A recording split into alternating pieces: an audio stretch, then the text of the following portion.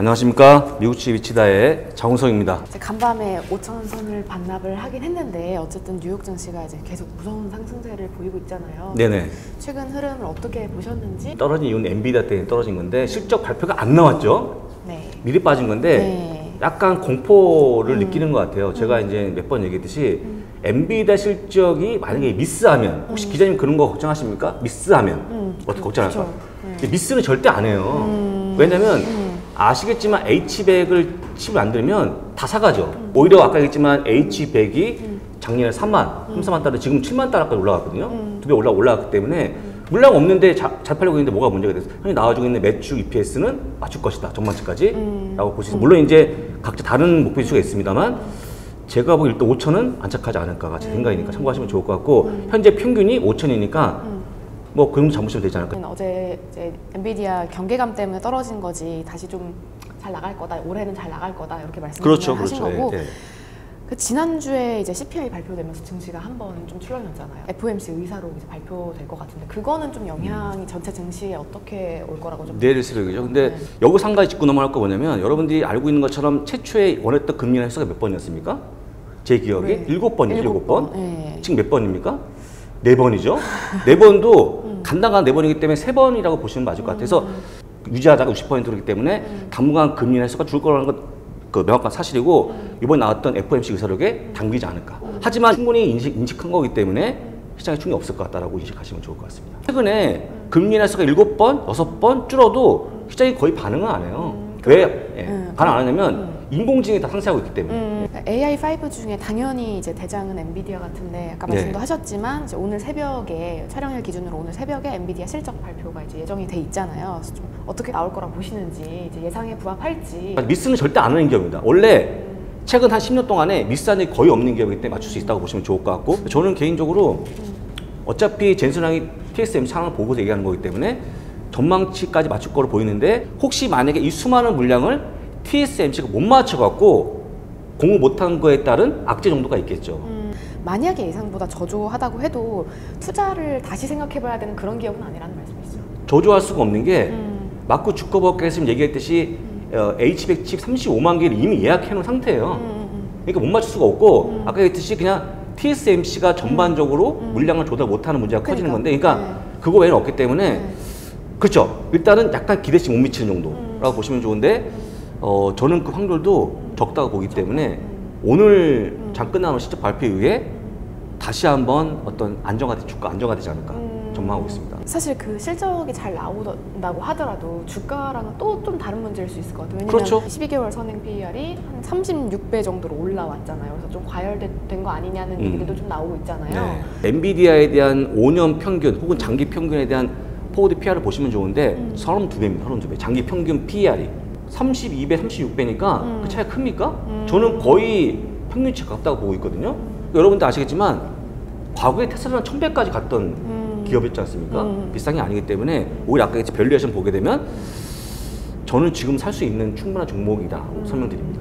최근에 이제 오픈 AI가 아까도 말씀을 먼저 해주셨지만 독자적으로 AI 칩 개발하겠다고 하고 마이크로소프트도 AI 서버 뭐 엔비디아 의존도 낮춘다, 뭐 자체 서버 개발한다, 뭐 이런 얘기 나오잖아요. 그렇죠. 그런 게 사실 엔비디아나 AI5 기업의 좀 악재 아니에요? 만약에 테슬라가 말이죠. 최근 주가가 하락이 심한데 도조를 얘기했으면 이렇게 안 빠졌겠죠. 도조. 인공 칩이죠. 근데 최근에 도조 얘기 안 하거든요. 왜 안 할까요? 왜 안 할까요? 여러분들? 왜냐면 의욕은 있죠. 의욕인데 아까 얘기했듯이 첫 번째 돈이 필요하고 인력이 필요하고 인프라가 필요한데 돈은 되죠. 오일머니 갖다 쓰면 되는 거니까. 뭐 9천 몇백조 원 충분히 만들 수 있죠. 아까 얘기했듯이 그러면 엔비디아에 있는 수많은 고급 인력을 빼올 수 있느냐. 지금 엄청 스탁 옵션을 주면서 데리고 있는데 연봉 10억을 쉽게 줄 수 있느냐. 쉽지 않죠. 그 다음 아까 했듯이 인력이 만들어졌어요. 그러면 또 뭐냐. 인프라 만드는 건데 ASM에는 주문 낸 다음에 장비 업체에 가서 장비를 갖고 와야 되는데 아까 했듯이 최소한 3년이 걸립니다. 3년이. 그럼 여러분도 아시겠지만 그 안에 아까 얘기했던 여러 가지 경쟁사가 만드는 건 좋은데 언제 만드냐가 중요한 건데 제가 보기에는 5년은 나올까요? 5년 내에? 아까 돈을 구하고 인력을 뽑아서 인프라까지 만든 다음에 이런 거죠.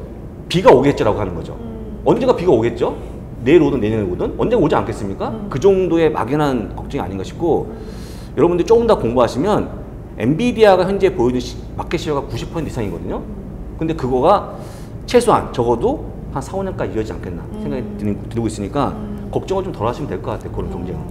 네, AMD랑 브로드컴 요 두 기업 이제 j 엔비디아로 좀 꼽히고 있잖아요. 투자 가치는 좀 어떻다고 보세요? AMD는 40배가 50배 가까이 되죠. 넘어갔죠. 그러니까 뭐 비싼 분들은 더 AMD가 비싸 보이는 거고 아까 얘기했던 리사스의 어떤 의혹은 인정합니다. 그 다음에 MI 300칩에 대한 가능성도 높이 평가하고 있는데 아까 얘기했듯이 과연 H200 칩까지 성능이 나올까 하는 부분이 되겠죠. 여러분들이 다 아시면 아시겠지만 그 빙이 최근에 받을 이긴 이유는 거기 오픈AI가 심어지면서 빨라진 속도를 자랑하기 때문에 한 건데 아니 H200 칩을 사면 빨라지는데 굳이 MI 300 칩을 사서 약간 그런 느린 거를 감안할까.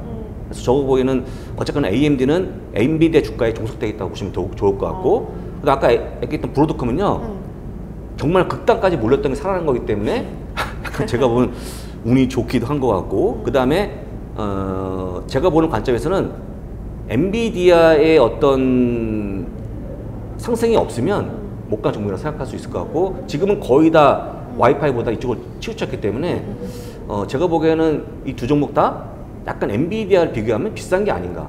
디센트 7 중에서 애플이랑 테슬라 주가 하락이 좀 심상치가 않잖아요. 심상치가 않죠. 두 종목 전망은 좀 어떤지 이것도 좀 여쭤보고 싶었어요. 애플과 테슬라가 AI에 대한 드라이브를 적게 건 게 아닌가 싶고요. 일단 애플은 당장 비전 프로에 대한 관심이 커져서 성공해야지만 주가 올라오지 않을까? 왜냐면 지금은 아이폰에 대한 그렇게 사용자가 점점 사용 기간이 증가하고 있어요. 그러니까 좋지 않습니까? 튼튼하니까 3년 넘어가기 때문에 폰을 교체할 이유가 좀 적어지고 있다. 그 다음에 또 한 가지 뭐냐면 각각 국가마다 자기 자국 폰을 쓴다든지 이렇게 해서 경쟁이 좀 치열하다 보니까 좀 안 팔리는 게 당연하다고 볼 수 있을 것 같고 지금 남아있는 비전 프로에 대한 좀 관심이 커지고 있는데 한 500만 원 중반 하고 있는 AFVR 기계를 살 수 있을까? 네, 그 정도 좀 약간 우려스럽고요. 테슬라는 아시겠지만 지금 이제 과거에 기대했던 전기차에 대한 부분이 아니고 혁신 기업에 대한 멀티플이 좀 빠지고 있는 거죠.